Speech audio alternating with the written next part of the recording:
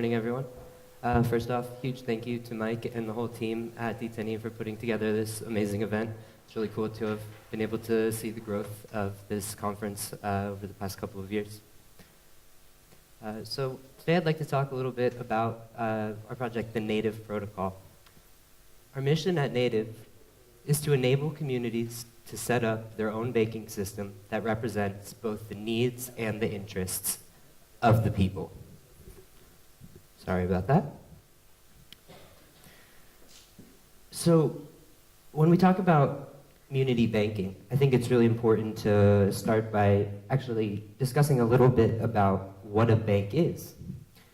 So a bank is a financial establishment that invests money deposited by customers, pays it out when required, makes loans at interest, and exchanges currencies. Banks today invest money so they can make money off of our money. They tend to do that by making often unethical investments that don't resonate with our belief systems, or at least that's my experience of it. In the words of Friedrich Hayek, their prime tenets are avarice and usury, or extreme greed and lending at extremely high interest rates. And to top all of it off, they provide sub 1% interest rates back to the people who deposit, and sometimes even charge us to store their money there.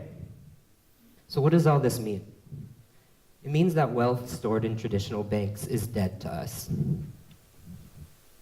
So at Native, we'd like to introduce a better form of banking. A form of banking where people can consciously choose the systems they want to participate in, where investment decisions are made by the people in the system, where the total value of each system is a measure of influence, and where people are rewarded for their participation in the systems that they choose. The main functions of the Native Protocol allow any form of community to raise capital, to get a simple set of tools and a very clean user interface for zero-knowledge users, very limited blockchain experience, to participate in these communities. It allows the value created in these communities to be recognized within a larger global framework, and there's constant liquidity provided through the Native Reserve.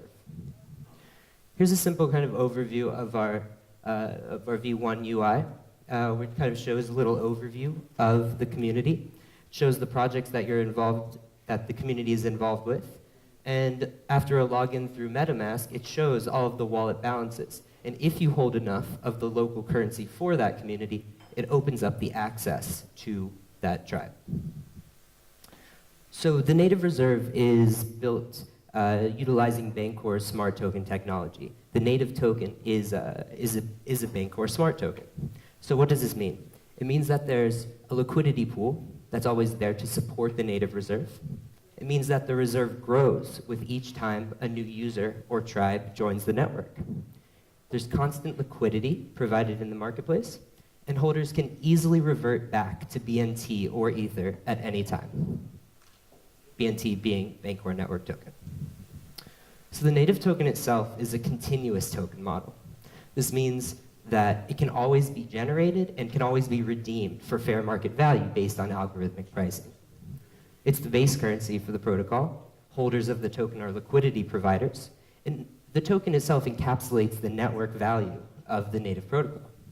The value fluctuates with the size of the network and the value creation happening from various tribes. So tribes and local tokens. So a tribe is a community on the Native protocol. The tribe tokens are the local currency for that tribe. The contributors who are in that tribe stake interest in the form of Native tokens to become a member.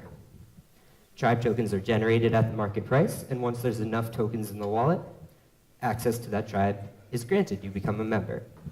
So the market cap of the tribe's token is the total value of that tribe. It represents a level of reputation within the network, a size, and interest. So the funds that are deposited into each tribe to generate the local tribe tokens are sent into a development fund. This development fund acts as the tribe's resource pool, and it grows as more members of the tribe enter. The tribe can vote to either lend or spend those resource pools to execute tribe goals or to give to tribe members at a fair interest rate so they can execute their projects. And over time, this can move to a complete DAO-like structure where all the people within the community have the option to vote or delegate their vote to somebody who is more involved than they are. So as an example, quick use case, I'd like to use a music festival. So let's say an organizer for a music festival decides to create the music festival tribe. They invite attendees, maybe through their mailing list, and say, hey, you can, if you buy a ticket to this festival, maybe you could also join this tribe. If you join the tribe, you generate local tokens. The tokens can be used for things like voting on which sorts of artists the people want to see come to the actual event. The tokens can be accepted by vendors, perhaps at a discounted rate. So really unique sorts of value propositions can start to emerge, and the economy for that festival can really remain local. After the event, token holders can receive special content, they can vote for artists at the next events, and they can have commerce between attendees throughout the year leading up to the next event. In this case specifically, the token economy depends on the quality of the festival, the discounts and the quality of goods provided by the vendors, the number of future attendees that come to future events, and if the regulations change, perhaps some future distributions from revenues generated from the festivals.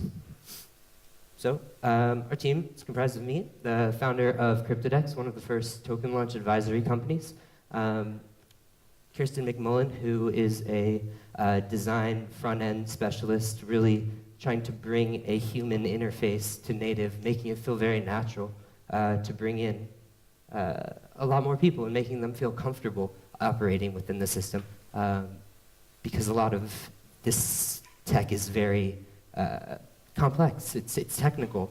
We want to make it like a friendly environment for everyone. Then we have some amazing smart contract developers who are supporting us, a wonderful community manager, and some great advisors as well.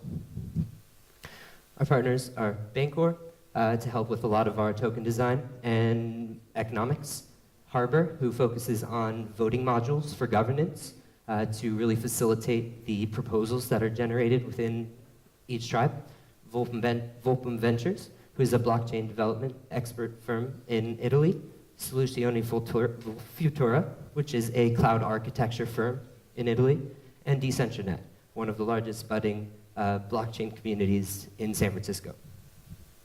So thank you very much.